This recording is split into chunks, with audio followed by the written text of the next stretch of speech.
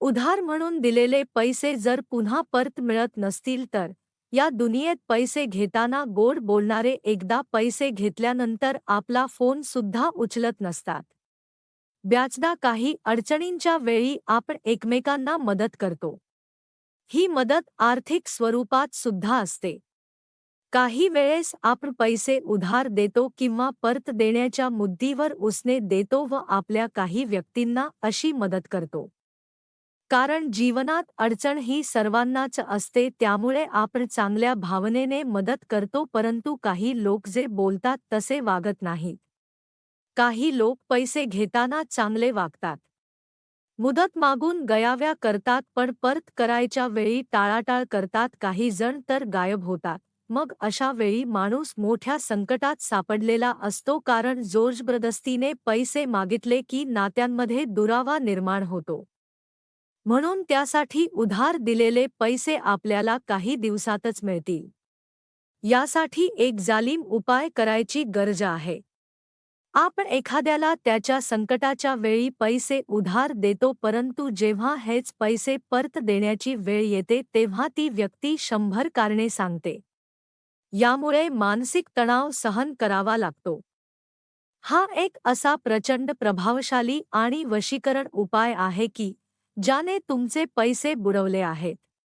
उधार पैसे घेतले पण तो परत करत नाहीये, त्याला परत करणारे हे उपाय आहेत. हा उपाय केल्यानंतर समोरची व्यक्ती तुमच्याबद्दल सकारात्मक विचार करेल, पॉझिटिव्ह विचार करू लागेल आणि तुमचे पैसे परत करण्याचा निश्चय करेल. जर त्या व्यक्तीची आर्थिक स्थिती चांगली असेल तर 2-3 दिवसात तुमचा पैसा तुमच्याकडे परत येईल. तेव्हा ज्या वेळी त्या व्यक्तीकडे पैसे येतील ते पैसे परत करील. हा उपाय करताना तो विश्वासाने, श्रद्धेने करावा, त्यासाठी हा उपाय करावा. एक अत्यंत प्रभावशाली उपाय. हा उपाय आपण शुक्रवारी करायचा आहे. माता लक्ष्मीचा वार आहे. शुक्रवारच्या दिवशी आपण कापरापासून काजळ तयार करायचे आहे. वाटीमध्ये किंवा कोणत्याही पात्रात भरपूर कापूर घ्या. 10 ते 12 वड्या कापून घ्या. तो जाळल्यानंतर त्यातून धूर बाहेर पडतो. यावरती एक छोटीशी वाटी धरा व काजळी गोळा करा. या पात्रामध्ये तर त्या ठिकाणी काळसर अशा प्रकारचं काजळी त्या ठिकाणी जमा होईल आणि जमा झाल्यानंतर त्यामध्ये आपण मोहरीचे तेल टाकायचे. त्याला बाजारात सरसो का तेल असंही म्हणतात. तर मोहरीचे तेल घेऊन आपण त्यात थोडे तूप टाकून घ्यावे. 2-3 थेंब तरी टाकावे. मग त्यानंतर त्या ठिकाणी काजळ तयार होईल. या काजळाचा वापर करून आपण भूर्जपत्रावर, जर ते नसेल तर अगदी साधा कोरा कागद ज्यावरती रेषा मारलेल्या नाहीत अशा प्रकारचा कोरा कागद, त्यावरती आपण आपल्या शत्रूंचा नाव लिहायचे.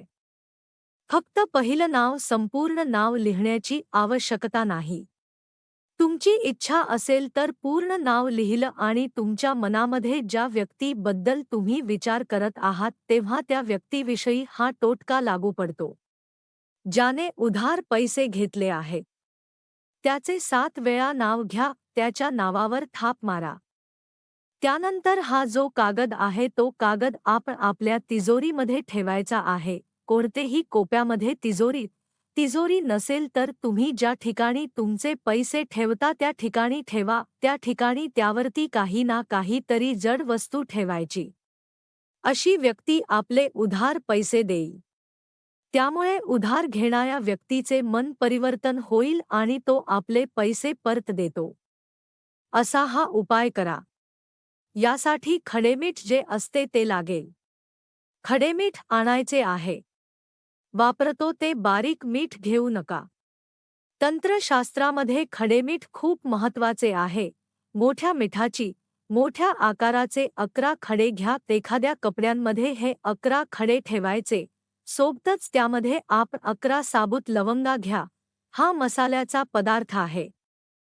तर अशा 11 साबूत म्हणजे फुटलेल्या, त्यांना समोर फूल असते, अशा 11 लवंगा 7 आपल्याला ठेवायच्या आहेत. हा उपाय आपण मंगळवारी करू शकता किंवा मंगळवारपेक्षाही प्रभावी दिवस म्हणजे शनिवारचा दिवस. हा शनी देवाचा वार असतो. कोणत्याही दिवशी आपण करू शकता. हा उपाय आपण रात्री करायचा. सूर्य मावळल्यानंतर लाल रंगाचे कपड्यामध्ये 11 मिठाचे खडे आणि 11 साबूत लवंग ठेवायचे आहेत आणि त्याची पोटली करायची. पोटली म्हणजे पुरसुंडी बांधा. यानंतर 7 वेळा थापा मारायची. 7 वेळा थाप मारीत मिठाच्या आणि लवंगच्या पोटलीवरती आपल्या शत्रूचं नाव घेत आपण थाप मारावी. त्या व्यक्तीचे फक्त नाव किंवा पूर्ण नाव घेऊ शकता. मग अशा प्रकारे 7 वेळा थाप मारायचे आणि त्यानंतर तुमच्या घराच्या जवळपास चौक जिथे असतो, 4 रस्ते एकत्र येतात त्या चौकांमध्ये गुपचूप जा. तुमच्या घराच्या जवळपास जर चौक असेल तरीही चालेल. कृपया चौकात हा उपाय करत बसू नये. उपाय करून मग जावे. म्हणजे ती पोटली चौकात कुठे तरी गुप्त ठिकाणी ठेवावी.